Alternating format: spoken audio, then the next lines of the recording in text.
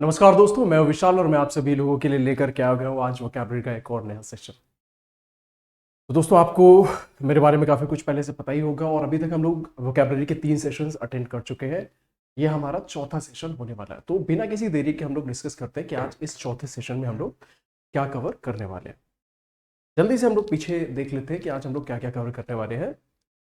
तो आज के सेशन में हम लोग काफ़ी कुछ कवर करेंगे, जैसे वन वर्ड सब्सटीट्यूशन। आज की क्लास में करीब 11 वन वर्ड सब्सटीट्यूशन रहेंगे। इसके अलावा वर्ड सीरीज, मतलब वर्ड सीरीज हमारे क्या रहेंगे, इसमें कुछ शब्द रहेंगे। हम लोग क्या करेंगे, कुछ वर्ड्स कवर करेंगे। We will be covering a few words. तो just give me a second. अगर मैं उन शब्दों की बात करूं, अगर मैं इन वर्ड्स की बात करूं, तो शब्द रहेंगे और उन शब्दों के अलावा हमारे पास कुछ एंटोनिम्स और सिनोनिम्स भी रहेंगे। तो अगर मैं एंटोनिम एंड सिनोनिम्स की बात कर लूं, उनको मिला करके अगर मैं बोलूं, तो हम लोग करीब 40 नए शब्दों को सीखेंगे। वन वर्ड सब्सटीट्यूशन हमारे 11 रहेंगे। हमारे जो वर्ड सीरीज के टोटल इंक्लूडिंग एंटोनिम्स सिनोनिम्स हमारे 40 रहेंगे। इसके अलावा इडियम्स एंड फ्रेजेस हम लोग कितने डिस्कस करने वाले हैं? 10 इडियम्स एंड फ्रेजेस आज की क्लास में डिस्कस करेंगे। एंड अपार्ट फ्रॉम दिस बाकी सारी चीजें देख ही सकते हो। फ्रेजल वर्ब्स हमारे रहेंगे 5 और फिक्स प्रपोजिशन वो भी रहेंगे 5। तो इन टोटल हम लोग कवर करेंगे 71 नई चीजें। Fix preposition, idioms and phrases, word series और वन वर्ड सब्सटीट्यूशन, ये सारी चीजें मिलाकर के हम लोग बोल सकते हैं 71 नए कैटेगरी की चीजें हम लोग पढ़ेंगे। अच्छा, इसके अलावा मैं आपको बता दूं, ये जो पीडीएफ आप पीछे देख पा रहे होंगे, ये चौथे दिन का पीडीएफ है। ये चौथे दिन का पीडीएफ आपको माई पाठशाला चैनल के, माई पाठशाला के जो टेलीग्राम चैनल है वहां पर भी अवेलेबल हो जाएगा। और साथ ही साथ ये जो पीडीएफ आपको पीछे दिख रही है, ये यूट्यूब में नीचे भी आपको अवेलेबल रहेगी। तो ये पीडीएफ आप वहां से भी डाउनलोड कर सकते हो। देख लेते हैं इसमें क्या कुछ चीजें हैं। इस पीडीएफ में भी अगर आप देखेंगे, तो इस पीडीएफ में भी कई सारी वन वर्ड सब्सटीट्यूशन आप यहाँ पर देख सकते हैं। इसके अलावा आपके idioms and phrases दिए हुए हैं यहाँ पर, correct. And apart from this you have been given word series दिए हुए हैं यहाँ पर। इसके अलावा फ्रेजल वर्ब्स यहाँ पर दिए हुए हैं और क्लोज टेस्ट के लिए भी वर्ड्स भी दिए हुए हैं। तो ये जो है, ये जो पीडीएफ है आपको नोट्स के रूप में नीचे जरूर मिल जाएगी, इस यूट्यूब जो भी आप वीडियो देख रहे हैं इसके जस्ट नीचे। और इसके अलावा ये आपको माई पाठशाला के टेलीग्राम चैनल पर भी उपलब्ध रहेगा। तो चलिए बिना किसी देरी के हम लोग आज के सेशन को शुरू करते हैं और देखते हैं हमारे पास क्या है पहला शब्द। Will have a look at the first word. ये हमारी वन वर्ड सब्सटीट्यूशन कैटेगरी है। ये हमारी क्या है मेरे दोस्त? ये है हमारी वन वर्ड सब्सटीट्यूशन कैटेगरी। तो ऑटोप्सी क्या है? ऑटोप्सी है जब कोई आदमी मर जाता है, like if a person dies, और जो डॉक्टर्स होते हैं, जो पुलिस की टीम होती है, वो ये पता करने की कोशिश करती है कि ये कैसे मरा होगा, क्या कारण रहा होगा इसके पीछे मरने का। तो ऑटोप्सी की जाती है। तब क्या की जाती है? ऑटोप्सी। जैसे आप इस इमेज में भी देख पा रहे होगे, डॉक्टर और नर्स है और इस डेड बॉडी को समझने की कोशिश कर रहे हैं कि भाई क्या हुआ होगा। मीनिंग देखेंगे, a surgical examination of a dead body to find the cause of death. कि कोई इंसान कैसे मरा, उसको करने के लिए हम लोग ऑटोप्सी करते हैं। एक और बहुत ही इंपॉर्टेंट कैटेगरी ऑफ वर्ड होता है, ये मैं चाहूंगा कि आप लोग नोट कर ले, बायोप्सी। एक और वर्ड होता है बायोप्सी। अब बायोप्सी में क्या होता है कि बायोप्सी में जो जिंदा व्यक्ति है, जो जिंदा व्यक्ति है उसकी बॉडी का जो परीक्षण किया जाता है उसको बोला जाता है बायोप्सी। इसमें क्या करते हैं कि कोई एक टिश्यू बॉडी से कोई टिश्यू निकाल लेते हैं और फिर उसका परीक्षण करते हैं समझने के लिए कि इंसान को कौन सी बीमारी है। ठीक है, चलो बढ़ते हैं नेक्स्ट वर्ड की ओर। The next word is novice. Novice का मतलब होता है नौसिखिया, एक ऐसा इंसान जो कुछ भी ना जानता हो या फिर वो बिल्कुल नया नया सा हो। जैसे कि मान लो कोई एक बंदा है, ठीक है, वो जस्ट अभी टीचर बना हुआ है, ऐसे टीचर को बोलेंगे novice. He is a novice, right, he is a novice. A person without training और एक्सपीरियंस इन अ स्किल और सब्जेक्ट, जिसको किसी फील्ड में ट्रेनिंग ना हो। जैसे आप इस इंसान को भी देख पा रहे होगे, इसने अभी अभी प्लांटेशन करना शुरू किया हुआ है। इमेज में आप देख पाओगे इसने अभी भी प्लांटेशन करना शुरू किया है। तो एक किताब खरीद के लाया है, प्लांटिंग 101। इस किताब को वो पढ़ेगा तब वो सीखेगा कि बागवानी कैसे की जाती है। नेक्स्ट देखते हैं हम लोग। Next one is tranquillity, right. Tranquillity क्या है? ट्रैंक्विलिटी है एक ऐसी स्टेट जिसमें आप बिल्कुल खुश रहते हैं, बिल्कुल पीसफुल रहते हैं, एक बिल्कुल मजे में रहते हैं। ऐसी स्टेट को बोला जाता है ट्रैंक्विलिटी। जैसे आप इस पिक में भी अगर आप देखेंगे, तो इस पिक में देख करके कितना कितना आपको मतलब शांति सा अनुभव हो रहा होगा। इस पिक को देखो बड़े ध्यान से।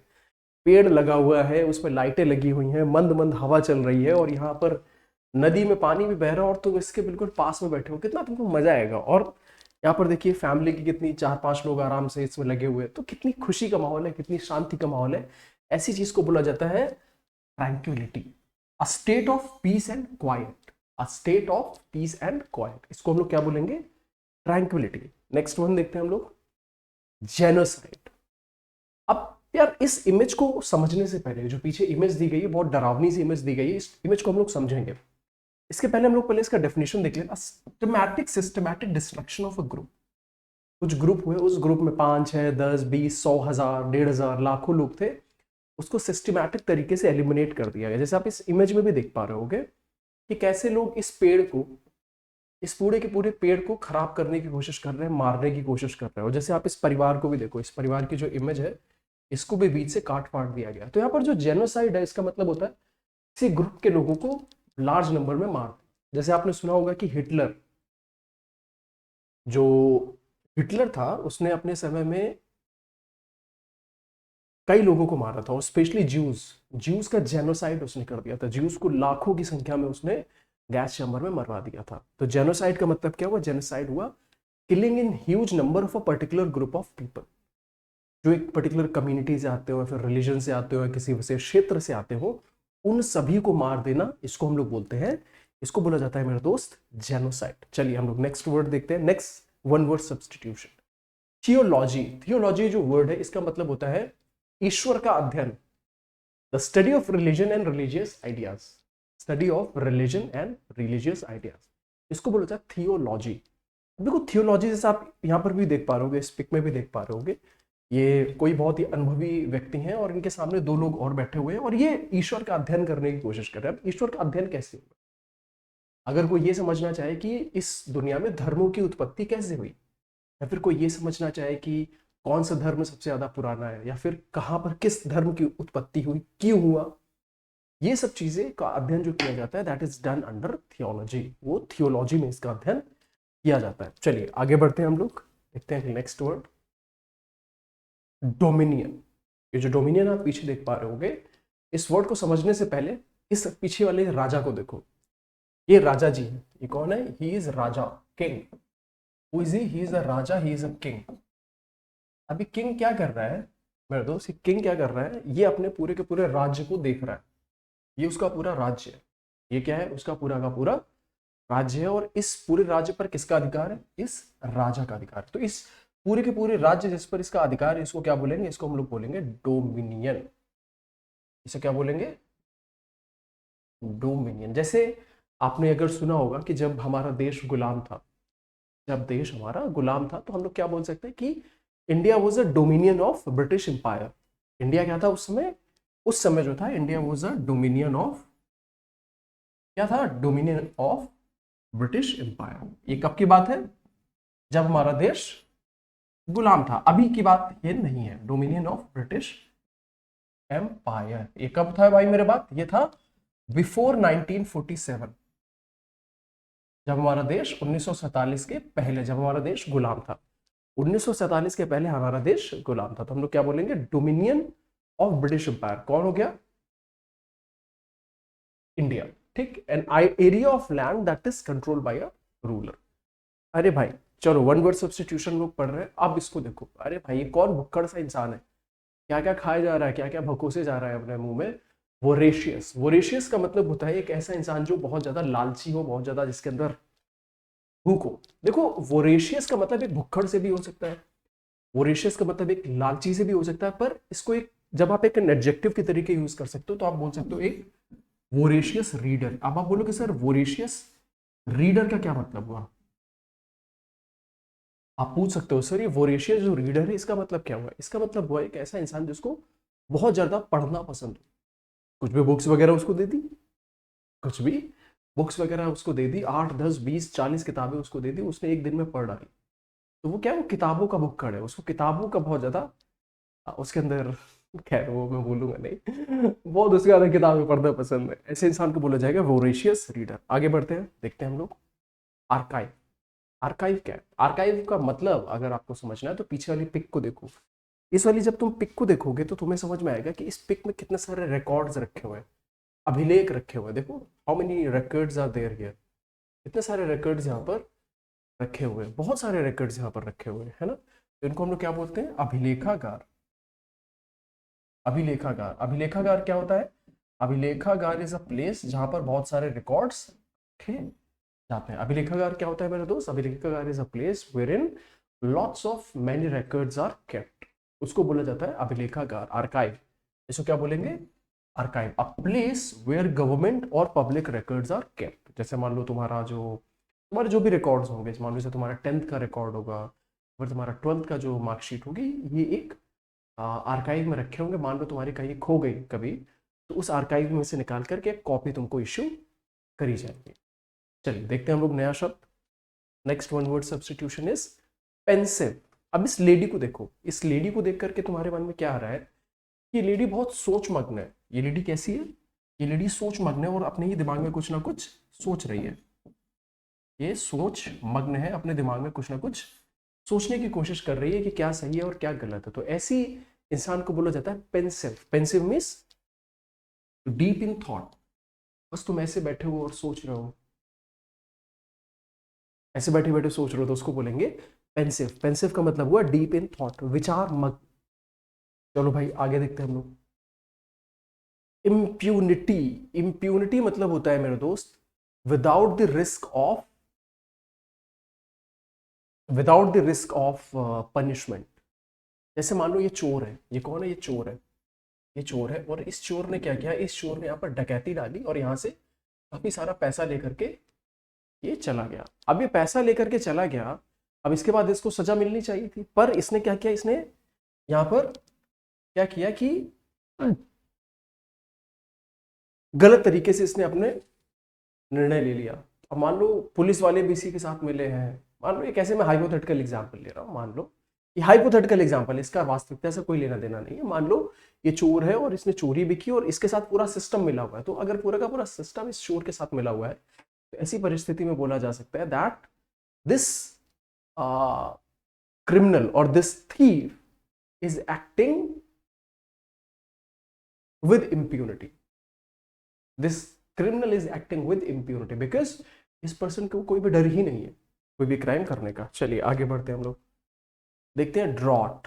ड्रॉट का मतलब मेरे दोस्त अकाल होता है। जैसे तुम यहाँ पर भी देखो, इस इमेज में देखो, सूरज की कितनी रोशनी है, सूरज है ये, और सूरज ने कितनी बिल्कुल तपिश भर दी है, और यहाँ पर देखो बिल्कुल सब कुछ सूखा सूखा सा पड़ा हुआ है, बिल्कुल सब कुछ सूखा सूखा सा पड़ा हुआ है, और बिल्कुल जो फसल भी है वो सूख सी गई हुई है, पानी भी नहीं है बिल्कुल। यहाँ पर देखो, यहाँ पर पानी नहीं है, कीचड़ है। इसको पानी मत समझ लेना कि सर यहाँ पर पानी है, नहीं, ये कीचड़ है। तो इन सबको को इस ऐसी कंडीशन को बोला जाता है ड्रॉट, अकाल। ड्रॉट या फिर अकाल, इसके हम लोग मीनिंग देखेंगे। Dry weather with no rainfall, मतलब एक ऐसा मौसम है जहां पर बहुत ज्यादा गर्मी पड़ रही होगी, एक ऐसा मौसम होगा जहां पर बिल्कुल भी पानी आपके ऊपर नहीं आ रहा होगा, बिल्कुल त्राही त्राही मच जाएगी। तो ऐसी कंडीशन को बोला जाता है ड्रॉट, DROUGHT। आगे देखते हैं हम लोग। चलिए, हमने वन वर्ड सब्स्टिट्यूशन अभी कवर कर लिए। व्हाट वी हैव डन, हमने वन वर्ड सब्स्टिट्यूशन अभी कवर कर लिए हैं। अब हम लोग चलते हैं वर्ड सीरीज की तरफ, कुछ नए शब्दों को सीखेंगे और उन कुछ शब्दों के हम लोग एंटोनिम्स और सिनोनिम्स भी देखेंगे। चलिए, अब इनकी बात करने से पहले मैं थोड़ा सा पानी पी लूं, ठीक है।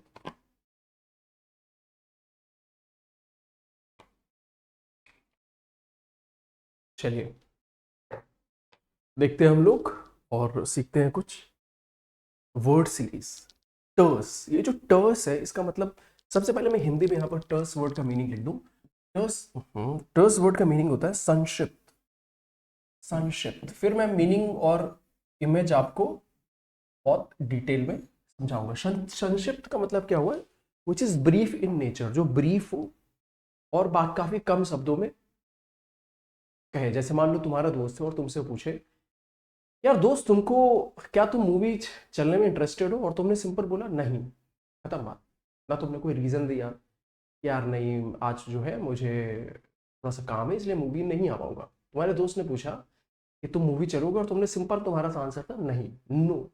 तो वो जो तुम्हारा आंसर नहीं वाला था, जो तुमने नो बोला है, जो तुमने नो बोला है, that is a terse reply. कैसा रिप्लाई है मेरे दोस्त, that is a terse reply, that is a संक्षिप्त answer, brief and to the point. इसका भी नहीं समझेंगे, brief and to the point, concise and succinct. जो सक्सेंट वर्ड है इसका भी मतलब होता है संक्षेप में, काफी कम शब्दों में। जैसे कुछ लोग होते हैं बिल्कुल शब्दों की बिल्कुल बाढ़ लगा देते हैं, जो मूड में आ रहा है बोले जा रहे हैं बक्कर बक्कर बक्कर बक्कर बक्कर बक्कर बक्कर। उसी का ऑपोजिट होता है टर्स या फिर सक्सेंट। ठीक, जैसे आप यहाँ पर भी देख पाओगे बहुत मतलब फालतू की चीजें यहाँ पर लिखी हुई हैं, ये सारी फालतू की चीजें लिखी हुई हैं और उनको कैंची से काट दिया गया, इनको कैंची से काट दिया गया। कैंची से क्यों काटा गया? क्यों? क्योंकि चीजों को आसान बनाने के लिए, तो समझने में आसान हो, जो कम शब्दों में हो। चलिए इसके हम लोग सिनोनिम देखेंगे। कंसाइज, कोई चीज कंसाइज हो, मान लो कोई बहुत बड़ा पैराग्राफ लिखा हुआ है और उस पैराग्राफ को आपने कंसाइज करके 4-5 सेंटेंसेस में लिख दिया, तो उसको बोला जाता है कंसाइज। सक्सेंट, ये भी इसका सिनोनिम हो गया, समथिंग दैट इज सक्सेंट। जो सक्सेंट होगा वो काफी कम शब्दों में होगा। ब्रीफ, ये तो पता ही है अपने आप को, है ना। अच्छा, अब हम लोग इसके एंटोनिम देखते हैं मेरे दोस्त, जल्दी से हम लोग इसके एंटोनिम देख लेते हैं। वर्बोज, वर्बोज का मतलब होता है फुल ऑफ वर्ड्स, शब्दों से भरा हुआ, बकर बकर बकर, कई सारे शब्दों से भरा हुआ, उसको बुलाता है वर्बोज। ठीक है, लेंदी, लंबा। वर्डी, वर्डी भी एक इसका एंटोनिम हो गया। एंटोनिम क्यों हो गया भाई? जिसमें बहुत ज्यादा शब्दों का यूज किया गया हो उसको बोला जाता है वर्डी। चलिए आगे देखते हैं हम लोग। तो ये चीज तो हमें टर्स वर्ड जो है इसका हमें मतलब समझ में आ गया। आगे देखते हैं वर्ड सीरीज का अगला वर्ड, बेनेवलेंस। बेनेवलेंस, सबसे पहले इस बच्चे को देखो, इस बच्चे को नहीं देखो, ये बच्चा थोड़ा सा भगवान जैसा लग रहा है और ऐसा लग रहा है कि कितना खुश है और लोगों की मदद करना चाहता है। इस बच्चे को देखो, ऐसा लग रहा है कि ये बच्चा सभी की मदद करना चाहता है। तो जो बेनेवलेंस हुआ इसका मतलब होता है the quality of well meaning and kindness, desire to help others. मान लो अगर आपके अंदर दूसरों की मदद करने की भावना है तो उस क्वालिटी को बोला जाता है बेनेवलेंस। अगर मैं इसको हिंदी में लिखूं, एक तरीके से इसको दयालुता भी बोला, क्या बोला जा सकता है? वी कैन कॉल इट दयालुता। अगर आप बहुत दयालु हो बोला जाएगा कि आपके अंदर बेनेवलेंस की क्वालिटी है, और जो बेनेवलेंस की क्वालिटी दर्शाता है उसको बोला जाता है बेनेवलेंट। तो क्या बोला जाता है? उसको हम लोग बोलते हैं बेनेवलेंट। इसको भी नोट कर लेंगे, बेनेवलेंट। अगर कोई इंसान, a person is a benevolent, तो उसको बोला जाएगा क्या? भाई ये जो इंसान है उसके अंदर बेनेवलेंस की क्वालिटी है। सिनोनिम्स देखेंगे, काइंडनेस, काइंडनेस का मतलब होता है दयालुता। एल्ट्रुइज्म, एल्ट्रुइज्म जो वर्ड है इसका मीनिंग होता है कोई इंसान जो दूसरों की बहुत मदद करता हो। जैसे कुछ लोग हैं, अगर वो रास्ते में पड़े हुए किसी इंसान को देख लेते हैं तो सोचते हैं नहीं यार ये इसका एक्सीडेंट हो गया, इसको हम लोग हॉस्पिटल पहुंचा देते हैं, हॉस्पिटल पहुंचा देते हैं। तो ऐसे इंसान जो क्वालिटी दर्शाता है उसको बोलते हैं एल्ट्रुइज्म। कंपैशन, दया, अगर आपके अंदर कंपैशन है, अगर आप ये सोचते हैं कि नहीं भाई सबकी मदद करनी चाहिए, तो आपको बोला जाएगा आप एक कंपैशनेट इंसान हो। एंटोनिम्स, मेलेवलेंस, मेलेवलेंस दुर्भावना। बेनेवलेंस का जो एंटोनिम हो जाएगा दैट इज मेलेवलेंस, आप किसी के प्रति गलत भावना अपने मन में रखते हो। क्रूएल्टी, क्रूरता, क्रूरता भाई, क्रूर शासक, क्रूर, मैं बिल्कुल चाकू वाकू से मार दे रहा हूं, ऐसे इंसान को बोला जाता है क्रूएल, क्रूएल्टी। एंड मेलाइस, मेलाइस का मतलब होता है दुर्भावना, दुर्भावना। मान लो तुम ही हो, अपने मन में सोच कर रखो नहीं यार उसका एग्जाम क्लियर ना हो, तो हम बोलेंगे he is holding malice in his mind, अपने दिमाग में दुर्भावना रखा हुआ है। आगे बढ़ते हैं, देखते हैं हम लोग नेक्स्ट वर्ड को। Next word is Panacea. Panacea का मतलब होता है एक ऐसी दवा, जो पनीशिया वर्ड आप यहाँ पर देख पा रहे हो मेरे दोस्त, इसका मतलब होता है एक ऐसी दवा जो सभी प्रकार की बीमारियों को खत्म कर सके। ठीक है, साइंटिस्ट लोग हैं ऐसी दवा बनाने की कोशिश कर रहे हैं कि काश कोई ऐसी दवा मिल जाए जिससे आपको कोई भी बीमारी हो, आपको बुखार हो गया खत्म, आपको कोई भी खतरनाक से खतरनाक बीमारी हुई, आपने सिंपल एक दवा ली और वो बीमारी आपकी चली गई। तो ऐसे को बोला जाता है फिनिशिया, अ सोल्यूशन और रेमेडी फॉर ऑल डिफिकल्टीज और डिजीजेस। आपके जीवन में कितनी भी परेशानियां आए, कितनी भी समस्याएं, उसको नष्ट करने के लिए आप किसका यूज करोगे? फिनिशिया। एग्जाम्पल देखेंगे, क्योर ऑल। क्योर ऑल का मतलब एक ऐसी चीज जो सभी चीज को क्योर कर दे, सभी बीमारियों को क्योर कर दे, ऐसे को बोलेंगे क्योर ऑल। रेमेडी, रेमेडी का मतलब होता है हेल्प, जो चीज आपको हल दिला सके। एलेक्सिर, ये एक अमृत, एलेक्सिर जो है इसका मतलब अमृत होता है, और अमृत पी करके इंसान कैसा हो जाता है? अगर आप अमृत पियोगे तो आप कैसे हो जाते हो? यू बिकम अमर, आप अमर हो जाते हो, है ना? उसीलिए यहां पर एलेक्सिर वर्ड का यूज किया गया है।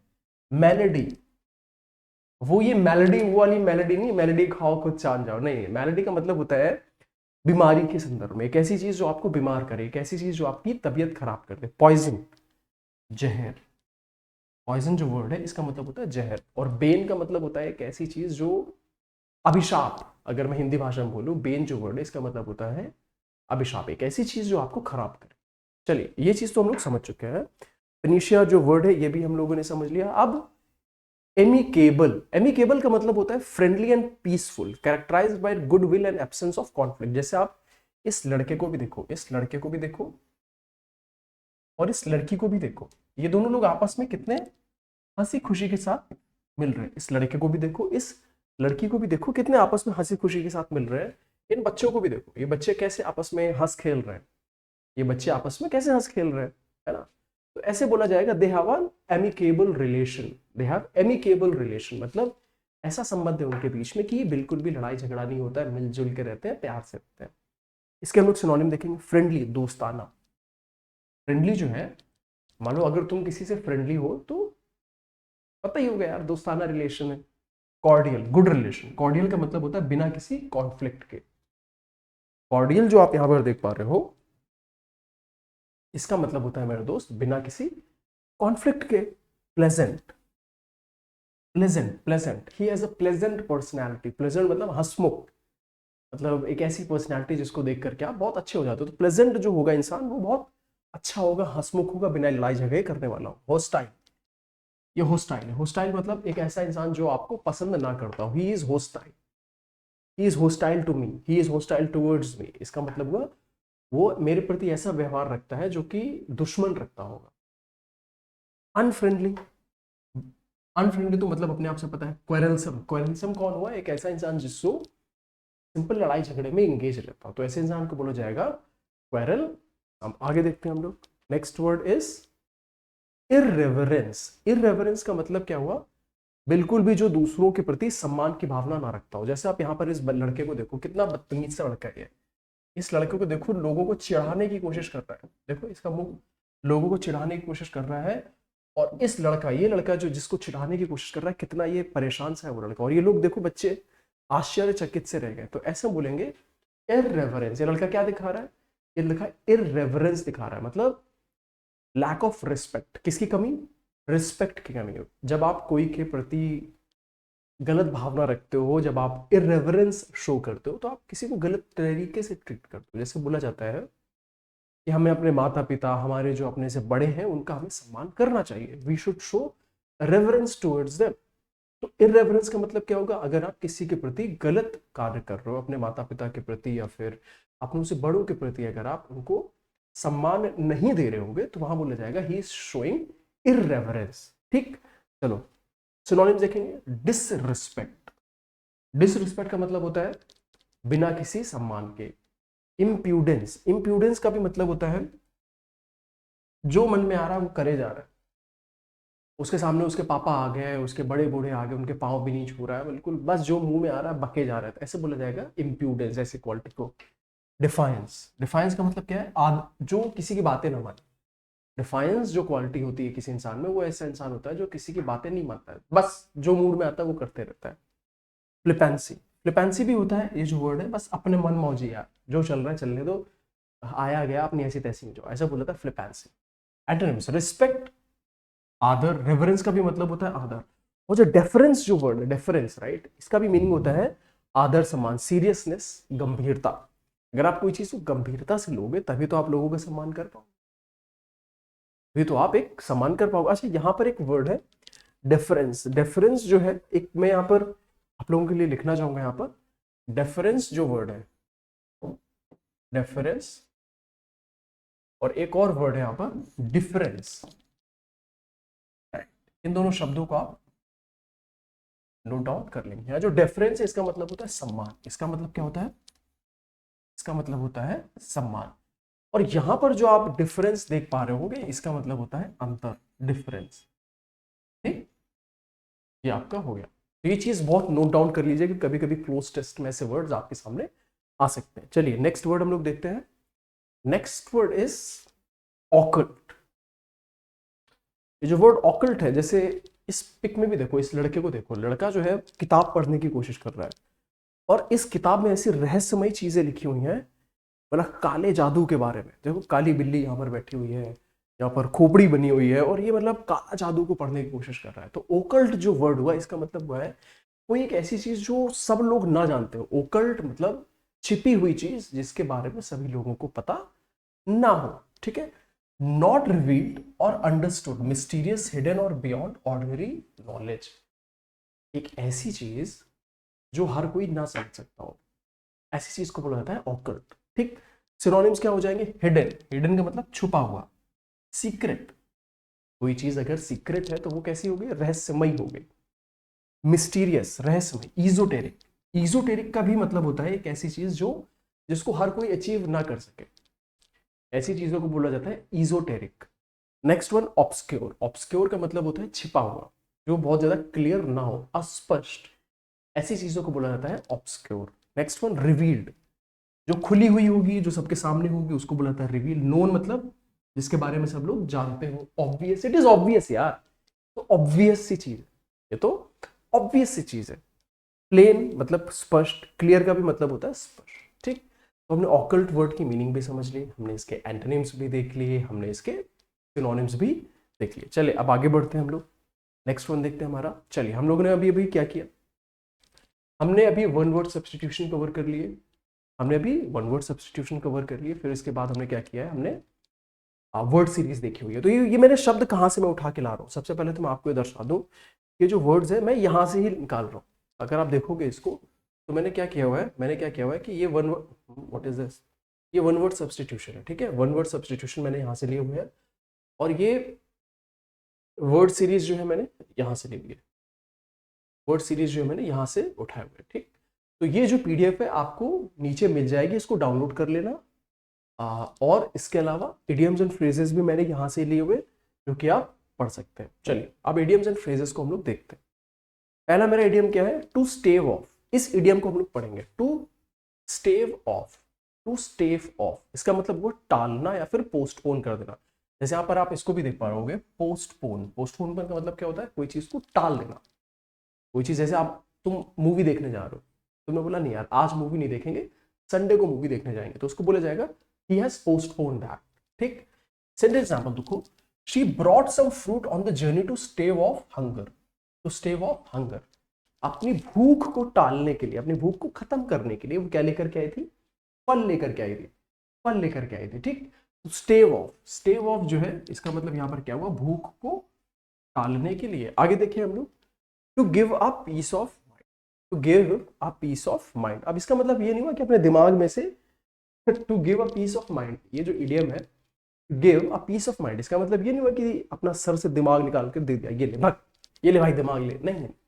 तो give a piece of mind idiom का मतलब होता है जो भी दिमाग में तुम्हारे आ रहा है वो तुम बोल दे रहे हो, इसका मतलब हुआ डांटना या फटकारना। टू रेप्रीमेंड, टू रेप्रीमेंड और स्कोल्ड समवन स्ट्रांगली, किसी को बहुत कस के डांटना या फिर फटकारना। ही स्टॉप, जैसे एग्जांपल देखो यहाँ पे, आप यहाँ पे एग्जांपल देखो, he stopped making so much noise after I went over there and gave him a piece of my mind. मतलब क्या हुआ कि वो जो नॉइस मचा रहा था, शोर मचा रहा था, अब शोर मचा रहा था तो सब लोग परेशान थे, कोई गया वहां पर दे, मतलब मारा कूटा तो नहीं किया, पर उसकी उसको अच्छे से डांटा। अब अच्छे से डांट दिया तो शांत हो गए। जैसे बच्चे होते हैं, मान लो मेरे दोस्त बच्चे हैं और वो रो गा रहे हैं, ऐसे ऐसे करते हैं ना बच्चे, छोटे छोटे, स्पेशली छोटे बच्चे, देखना उनको, मतलब जबरदस्ती का रोना गाना उनका लगा रहेगा। अब उनको जबरदस्ती रोना गाना लग रहा है, तुम गए तुमने को डांट दिया, मम्मी ने क्या क्या आवाज कर रहा है, तू शांत रह जा, फालतू बकर बकर किए जा रहा है, बस बच्चा वहीं शांत। बच्चे को सबसे ज्यादा डर लगता है अपनी माँ से, है ना। चलो आगे देखते हैं हम लोग, next one, rest on Lawrence. Rest on Lawrence इसका मतलब क्या होता है कि मान लो तुमने अपनी लाइफ में कोई अचीवमेंट किया, rest on Lawrence, Lawrence sorry. तो इसका जो ये जो इडियम है मेरे दोस्त, इसका मीनिंग है कि मान लो तुमने अपनी लाइफ में कुछ बहुत बड़ा अचीव किया, पर अचीवमेंट के बाद क्या होता है कि आप तो नहीं यार बस हो गया, अब मेरे को इंजॉय करना है, आई हैव टू इंजॉय। आप ज़्यादा अपनी लाइफ में टेंशन नहीं चाहिए, तो आप क्या करने लगते हो? आप आराम करने लगते हो। रेस्ट ऑन लॉरेंस, लॉरेंस जो है इसका मतलब होता है प्रशंसा एक तरीके से। जो लॉरेंस जो आप यहाँ पर देख पा रहे हो इसका मतलब होता है प्रशंसा। इसका क्या मतलब होता है मेरे दोस्त? इसका मीनिंग होता है प्रशंसा। रेस्ट ऑन लॉरेंस, पुरानी ख्याति पर संतोष किए बैठे रहना। मान लो तुमने एक बार एसएससी सीजीएल निकाला और तुम टैक्स असिस्टेंट बन गए, अब तुमने सोचा कि नहीं यार मेरी तो सरकारी नौकरी लग गई, अब कौन दोबारा जॉब दे, कौन दोबारा एग्जाम दे, टेंशन नहीं लेनी। अब तुम्हारे साथ का दोस्त है, उसमें उसने दोबारा एग्जाम दिया और वो भाई बन गया इनकम टैक्स इंस्पेक्टर, वो बन गया असिस्टेंट ऑडिट ऑफिसर, और तुम वहीं के वहीं टैक्स असिस्टेंट बन गए। क्यों बन गए, क्यों बने रहे तुम tax assistant? Because you were resting on Lawrence. जो तुमने तुम्हारी पुरानी अचीवमेंट थी बस तुम उसी पर बैठे रहे। सिंपल एग्जाम्पल देखोगे, just because you have got degree does not mean you can rest on your laurels। क्या मतलब हुआ कि just because you have got degree, आपको अपनी डिग्री मिल गई, इसका मतलब ये नहीं हुआ कि अब आप you can rest on your laurels, आप अपनी जो भी अचीवमेंट आपने की हुई थी उस पर आप बैठे रहोगे। जैसे मैंने जो केस देखा हुआ है ना, मैंने बहुत से लोगों को देखा हुआ है, स्पेशली जो कई बच्चे होते हैं, कई बच्चे जो किसी तरीके IIT पहुंच गए, तो उनमें से बहुत से बच्चे बस इंजॉय करना शुरू कर देते हैं। वो ये सोचते बस हो गया लाइफ में, आप कुछ नहीं करना है। तो ऐसे में हम लोग इडियम यूज कर सकते हैं, रेस्ट ऑन लॉरेल्स। आगे देखते हैं next one is give the game away. Give the game away, give the game away मतलब रहस्य उजागर कर देना। गिव द गेम अवे इसका मतलब हो गया रहस्य उजागर कर देना। गिव द गेम अवे इसका मतलब क्या हो गया मेरे दोस्त? इसका मतलब हुआ रहस्य उजागर कर देना। मतलब सर रहस्य उजागर कर देना मतलब क्या हुआ? इसका मतलब ये हुआ कि तुम हो, मान लो जैसे कोई जादूगर है और तुमने पता होगा कि जादूगर ऐसी ऐसी करतब करते हैं कि अपने स्टेज में से ही लड़की गायब कर देंगे। अरे लड़की कहाँ गई, लड़की तो दिख ही नहीं रही है ना? बट आपको हमेशा पता है यार कि लड़की कहीं गायब नहीं होती, वो कोई ना कोई ट्रिक होती है। That is simply a trick. वो क्या है? वो तो सिंपल एक ट्रिक है। लड़की थोड़ी ना कहीं गायब हो जाएगी, वो तो स्टेज में या तो नीचे हो जाएगी या ऊपर कहीं चली जाएगी। और ऐसा थोड़ी है कि इस दुनिया से और फिर दोबारा वो ला भी देता। It is only a trick. ठीक, मान लो उसका कोई असिस्टेंट है, वो असिस्टेंट उनको ट्रिक बता दे कि अरे यार इसने तो ऐसे क्या हुआ था, तो उस असिस्टेंट ने क्या हुआ? असिस्टेंट ने has given the game away. इसका मतलब क्या हुआ? Give out the secret, reveal a secret. कोई जो रहस्य है उसको बता देना। Give the game away, it is a secret so don't give the game away, will you? देखो सेंटेंस आप देखो, ये एक सीक्रेट है, so don't give the game away. ये क्या है? ये एक सीक्रेट है और आप इस सीक्रेट को बता मत देना। बताओगे क्या? ऐसा पूछ रहा है। Will you? चलिए नेक्स्ट इडियम पढ़ते हैं हम लोग। चीक बाय जॉल। चीक बाय जॉल इसका मतलब होता है सन्निकट होना, आसपास होना, वेरी नियर। इसका मतलब क्या हुआ मेरे दोस्त? Very near. They lived cheek by jowl in the one room flat. एक रूम का फ्लैट था भाई, फ्लैट ही एक रूम का है, तो एक ही रूम में बिल्कुल अगल बगल सट के रहोगे। स्पेशली जो तुम देखना दिल्ली में जो मुखर्जी नगर में तैयारी कर रहे होते हैं राइट, तो वहां पर जो छोटे छोटे कमरे होंगे ना, जो छोटे छोटे कमरे होते हैं वो बिल्कुल एक दूसरे के आसपास होते हैं। वो जो छोटे छोटे कमरे होते हैं वो बिल्कुल एक दूसरे के आसपास होते हैं। तो ऐसा बोला जाता है the rooms are cheek by jowl. इसका मतलब वो बिल्कुल आसपास है। Next word given, give in. Give in इसका मतलब क्या हुआ? हार मान लेना, सरेंडर कर देना। इसके लिए हम लोग कौन सा इडियम यूज करते हैं? We use give in. The rebels were forced to give in. जो विद्रोही थे, जो रिबल्स थे, उनको गिव इन, उनको सरेंडर करने के लिए क्या कर दिया गया? बाध्य कर दिया गया। They were forced to give in. चलिए नेक्स्ट वर्ड देखते हैं हम लोग। Run riot. Run riot, run riot इसका मतलब हुआ बिल्कुल बगावत कर देना, बिल्कुल हाय हल्ला कर देना। जैसे आप इसको देखोगे, act without restraint and behave wildly. जो मन में आ रहा है दंगा फसाद कर दे रहे हो, आग लगा दे रहे हो, इसके लिए हम लोग यूज करेंगे word, sorry idiom run riot. जैसे यहाँ पर मीनिंग देखो, rampaging prisoners can run riot through the jail. इसका मतलब देखो, इसको समझो। जेल में कई सारे कैदी हैं और वो कई सारे कैदी बंद है। अब मान लो किसी दिन उपद्रव करना शुरू किया, हाय तौबा मचा दी पूरे के पूरे जेल के अंदर, तो उसमें जेलर साहब जो होंगे बड़े परेशान से हो जाएंगे। तो उसी तरीके है रन रायट। नेक्स्ट वन देखते हैं हम लोग। नेक्स्ट इडियम इज पे थ्रू द नोज। पे थ्रू द नोज इसका मतलब ये थोड़ी कि नाक से तुम अपनी पेमेंट करोगे। इसका मतलब ये थोड़ा कि तुम नाक से अपनी पेमेंट करना शुरू होगे, नहीं। पे थ्रू द नोज का मतलब होता है टू पे वेरी डियरली। पे वेरी डियरली इसका मतलब हुआ कोई बहुत बड़ी कीमत देना। पे एन एक्सट्रीमली हाई प्राइस, बहुत बड़ी कीमत देना। जैसे we paid through the nose to get the car fixed. Car को सुधरवाने के लिए हमने अपनी नाक से पेमेंट की। इसका मतलब ये नहीं कि नाक से पेमेंट की, इसका मतलब ये हुआ कि कार खराब थी, अब कार को सुधरवाने के लिए बहुत ज्यादा कीमत देनी पड़ी। मान लो तुम ही हो, तुम कहीं पर घूमने गए हो, तुम क्या करने गए हो? तुम कहीं पर घूमने गए हो, कार से गए हो। अब तुम गए घूमने और रास्ते में आते हुए तुम्हारी कार खराब हो गई, क्या करोगे? तो कार को लदवा के ले जाओ, या फिर तुम मैकेनिक को कॉल करो। जब तुम मैकेनिक को कॉल करोगे तो मैकेनिक बोलेगा ठीक है भैया, मैं आके आपकी कार सुधार तो दूंगा, मैं आके आपकी कार सुधार तो दूंगा, पर कार सुधारने के मैं पैसे तगड़े लेता हूँ, फ्री में कोई काम नहीं होता है। कार सुधारने के पैसे तगड़े लेता हूँ मैं, फ्री में कोई काम नहीं करता हूँ। ठीक है, तो वहां पर आप यूज करोगे we paid through the nose to get the car fixed. फिर वो मैकेनिक आएगा, फिर वो तुमसे बोलेगा भाई मेरे को भले 500 में तुम्हारी सुधरती हूँ, लेकिन मैं तो 5000 लूंगा, वरना तुम जाओ अपनी कार लाद के, मैं कार नहीं सही करने वाला। और वही अकेला मैकेनिक है, वही सही करेगा, तो तुमको 500 की चीज सही करवाने के लिए तुमको 5000 रुपए देने पड़े। तो वहां पर लोग यूज कर सकते हैं anyone to pay through the nose. Next one देखेंगे, draw on fancy. Draw on fancy इसका मतलब होता है कल्पना का प्रयोग करना, यूज इमेजिनेशन। जैसे सेंटेंस एग्जांपल देखो, the poet drew on his fancy in his poem. The poet drew on his fancy in his poem, मतलब जो पोएट था, जो कवि था, उसने अपनी कविता में अपनी इमेजिनेशन का यूज किया। कवि है बोलते ना, जहां ना पहुंचे रवि वहां पहुंचे कवि। जहां जहां सूर्य की रोशनी भी नहीं पहुंच सकती, वहां कवि की कल्पना पहुंच जाती है। वो मंगल ग्रह पे पहुंच जाएगा, वो ब्रह्मांड के बाहर पहुंच जाएगा, कहीं पर भी पहुंच जाएगा। तो draw on his fancy. Next one, turn an honest living. Turn an honest living इसका मतलब क्या हुआ, ऐसा जीवन यापन करना जिसमें आप ईमानदारी पूर्वक जीवन यापन करते हो। ऐसा जीवन यापन मेरे दोस्त जिसमें आप ईमानदारी पूर्वक जीवन यापन करते हो और बहुत ज्यादा खर्च नहीं करते हो। इसका मतलब क्या हुआ, मेक अ लेजिटमेट लिविंग। ऐसे पैसे कमाना जिसमें आप ईमानदारी पूर्वक पैसे कमाते हो। जैसे देखो, he has never turned an honest living in his life. He has never turned an honest living in his life. उसने अपने जीवन में कभी भी, उसने अपने जीवन में कभी भी ईमानदारी पूर्वक पैसा नहीं कमाया। तुम्हारे ऊपर भी है मेरे दोस्त, अगर तुम अपने लाइफ में अच्छा सा जीवन चाहते हो,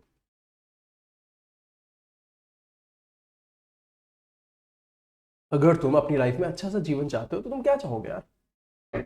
अगर तुम एक अच्छा सा जीवन चाहते हो तो तुम जरूर चाहोगे कि नहीं भाई, जो मेरी एक अच्छी सी सैलरी हो, मेरे पास एक अच्छा सा जॉब हो। पर वहीं अगर तुम्हारी सिर्फ आकांक्षा रह जाए कि नहीं यार, मेरे पास एक अच्छी सी जॉब हो, एक अच्छी सी कार हो, एक अच्छा सा घर हो, बट तुम्हारे पास कोई लेजिटमेट वे ऑफ अर्निंग नहीं है, कोई कानूनी तरीका नहीं है जैसे तुम अच्छे पैसे कमा सको, तो तुम क्या कर रहे हो भाई, तुम कोई ना कोई इलीगल काम करने लगो, है ना। तो वहां पर हम यूज कर पाएंगे ये शब्द सेंटेंस को, he has never turn an honest living in his life. उसने अपने जीवन में कभी भी ईमानदारी पूर्वक पैसे नहीं कमाए हैं। चलो ये समझ के हम लोग आगे देखते हैं। अब हम लोग क्या पढ़े, देखो यार, इडियम्स एंड फ्रेजेस हम लोगों ने कवर कर लिए। इडियम्स एंड फ्रेजेस हम लोगों ने कवर कर लिया। अब हम लोग फ्रेजल वर्ब्स देखते हैं, जल्दी से फ्रेजल वर्ब्स भी कवर कर लेते हैं मेरे दोस्त आज के लिए।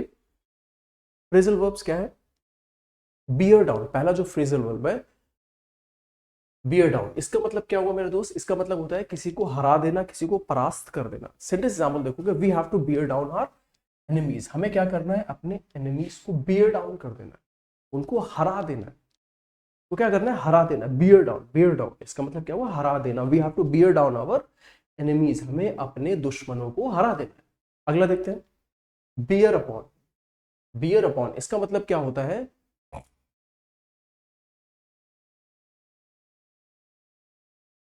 संबंधित होना या फिर रेलेवेंट होना, प्रासंगिक होना। बियर अपॉन मतलब टू बी रेलेवेंट, कंसर्न और अफेक्ट समथिंग। जैसे देखो, will the new law bear upon the outcome of this case. मान लो जैसे कोई ऑफ द केस, मान लो कोई नया लॉ आया है, कोई नया लॉ आया है, तो क्या उस नए कानून से इस वाले केस पर कोई प्रभाव पड़ेगा, किसी तरीके से कनेक्टेड रहेगा, वो इस सेंटेंस में बोला गया है। चलिए हम लोग नेक्स्ट वन देखते हैं, बेयर आउट। बेयर आउट जो फ्रेजल वर्ब, इसका मतलब होता है टू सपोर्ट द ट्रूथ। इसका मतलब होता है सही साबित करना।